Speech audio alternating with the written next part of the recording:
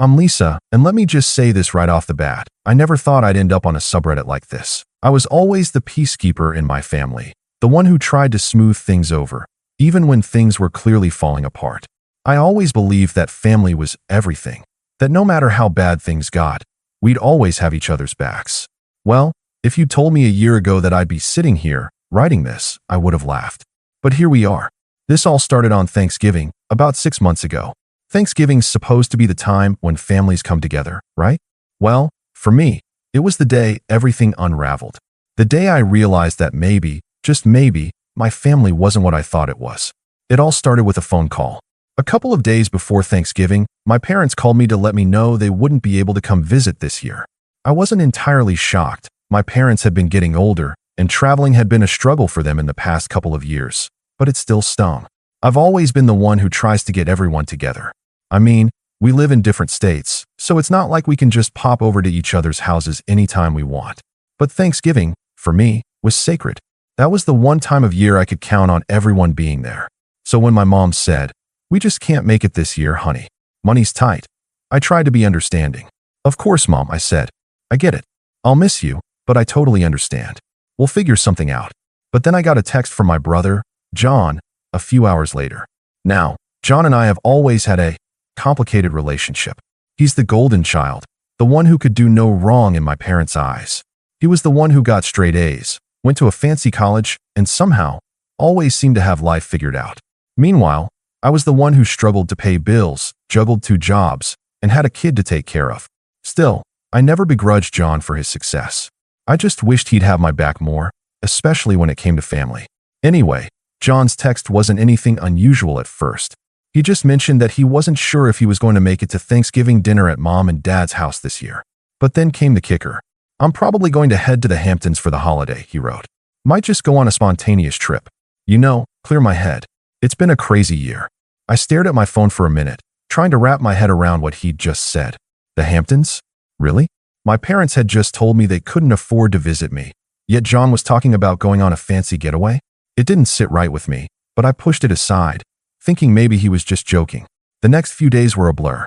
I had a million things to do to get ready for Thanksgiving. Cleaning the house, buying groceries, figuring out what to make for dinner.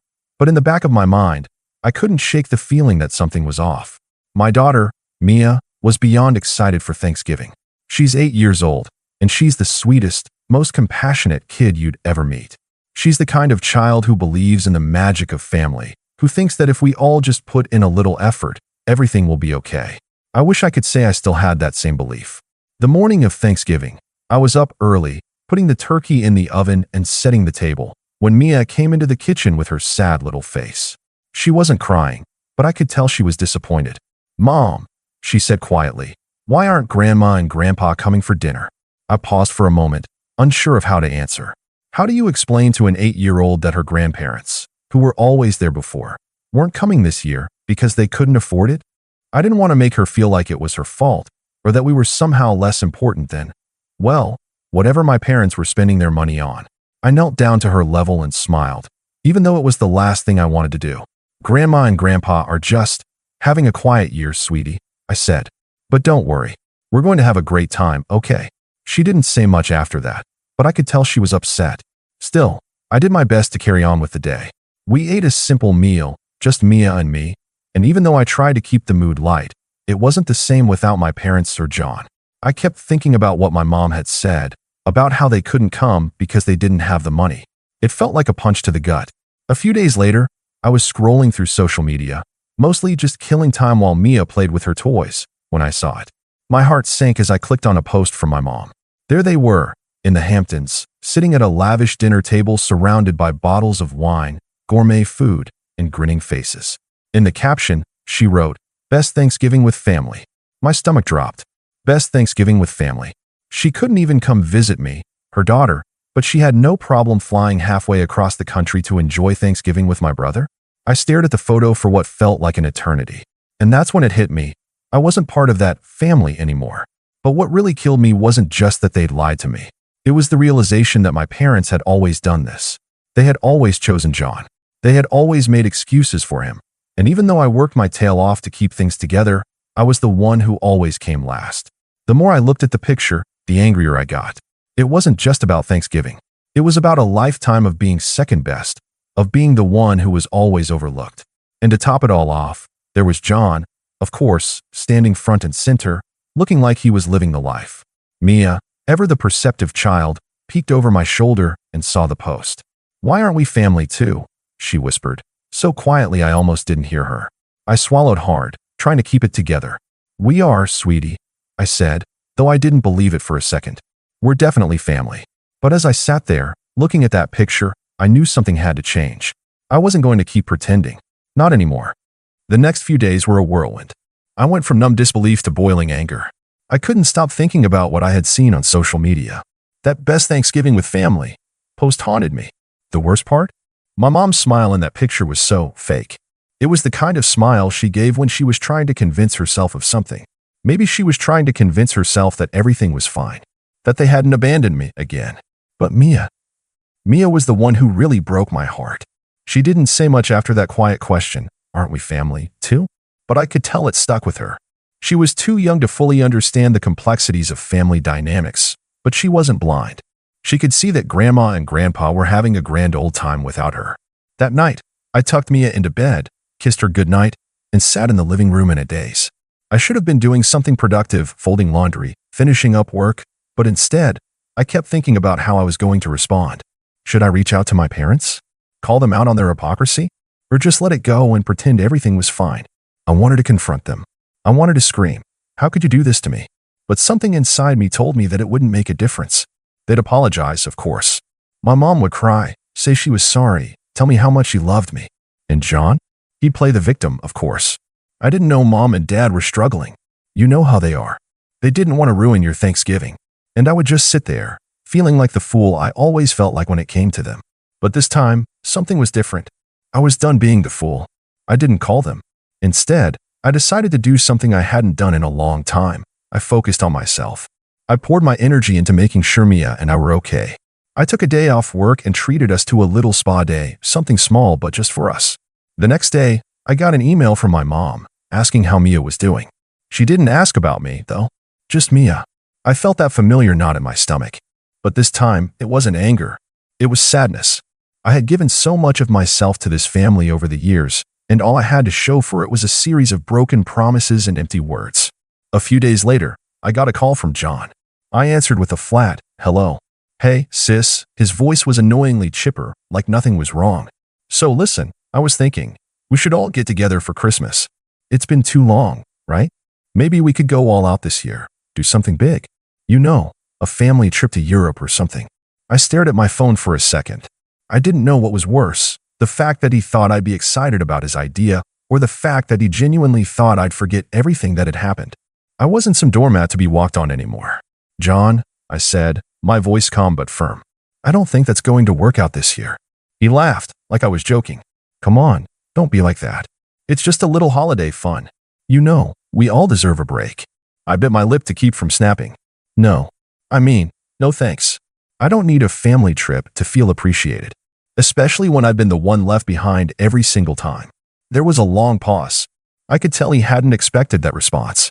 "What do you mean?" he asked, sounding almost annoyed. "You know exactly what I mean," I said. "Thanksgiving. The Hamptons. Your perfect life. Do you think I didn't notice that? Do you think I didn't see how you and Mom just glossed over the fact that I was here, alone, with Mia? That you couldn't even bother to show up or send a text? And then you want to act like nothing happened? Lisa, come on. Mom and Dad were just—" "No," I cut him off. "Don't you dare defend them. They make excuses for you, but I'm the one who gets the leftovers." "Well, not anymore."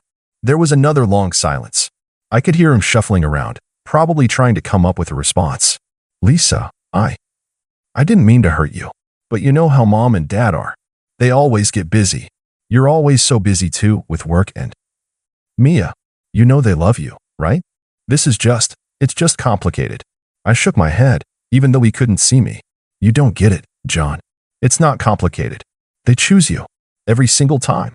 I hung up before he could respond. I didn't need to hear any more empty words. I was tired of hearing excuses, tired of waiting for something that would never come. My mom and dad? They were the same people who had made me feel invisible my whole life. But I wasn't going to let them do that to me anymore.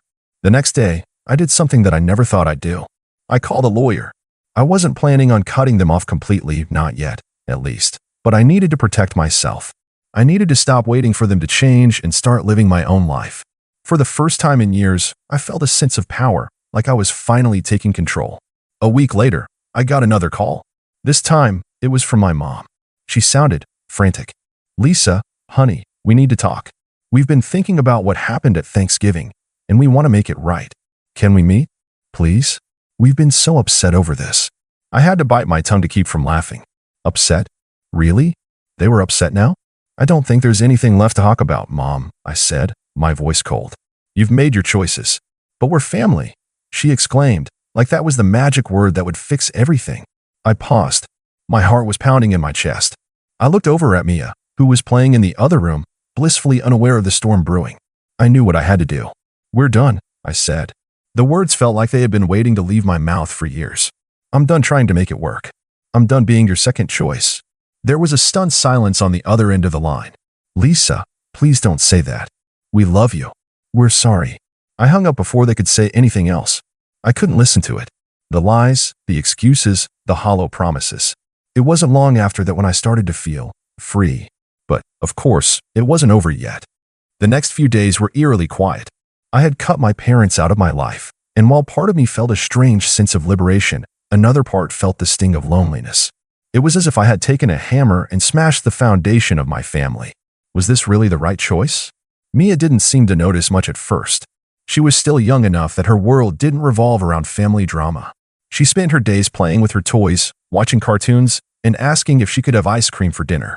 But I noticed the small things. Like when she asked why Grandma and Grandpa hadn't come by for a visit in so long. I'd try to make light of it. "They're just really busy, sweetie. But we'll see them soon." I kept telling myself that too. That this was just temporary.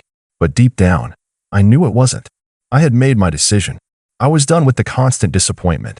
Done with the empty promises and the emotional roller coaster. I wasn't just shutting them out because of Thanksgiving. It had been years of neglect, years of being the afterthought, the "you're too busy" child. I wasn't going to let them make me feel small anymore. But then, a few days after I hung up on my mom, I got an unexpected visitor. It was late in the afternoon when the doorbell rang. I was in the kitchen, chopping vegetables for dinner when I heard it. I didn't even need to look through the peephole. I already knew who it was. I opened the door to find my mom and dad standing there. They looked different, more haggard than I remembered. My mom's makeup was smeared, like she had been crying, and my dad looked uncharacteristically subdued. For a second, I almost felt bad. Almost. "Lisa," my mom began, her voice wavering. "We came to apologize." I stood there, arms crossed, not letting them in. "For what, exactly?" I asked, though I already knew the answer. "For everything," she said, sniffling. "For not being there when you needed us. For letting you down. We were wrong. We've been talking, and we just want to fix things. Please, can we sit down and talk?" My dad added in a softer tone, "We made a mistake, Lisa. We were wrong. But we're family. We shouldn't have let you feel like this." I took a deep breath, trying to hold my composure. The temptation to let them in was strong. I could already imagine how they would try to charm me. My mom would probably cry, and my dad would apologize in his quiet, guilt-ridden way. Maybe they'd even offer to pay for a fancy vacation or a new car to make it right. They loved to do that, throw money at the problem and think that would fix everything. But it wasn't just about the money. It was about respect. And they had taken that from me. "No," I said, shaking my head. "I don't think I can do this right now.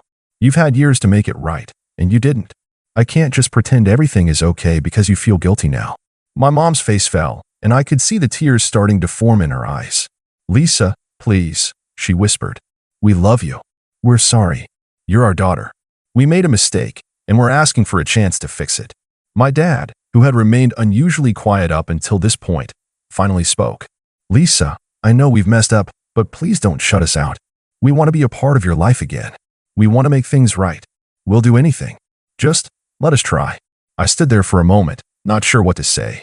Everything inside me was screaming to say something, to tell them how much they had hurt me, to call them out for what they'd done. But I held back. I looked over at Mia, who had quietly walked up behind me and was now standing by my side, looking curiously at my parents. She didn't speak, but her wide eyes said everything. She was still too young to understand the full complexity of family dynamics, but even she could sense the tension. "Mia," I said softly, "why don't you go to your room for a bit? She nodded and walked away, leaving me alone with my parents. The air felt heavy, and I could tell that they were waiting for me to cave.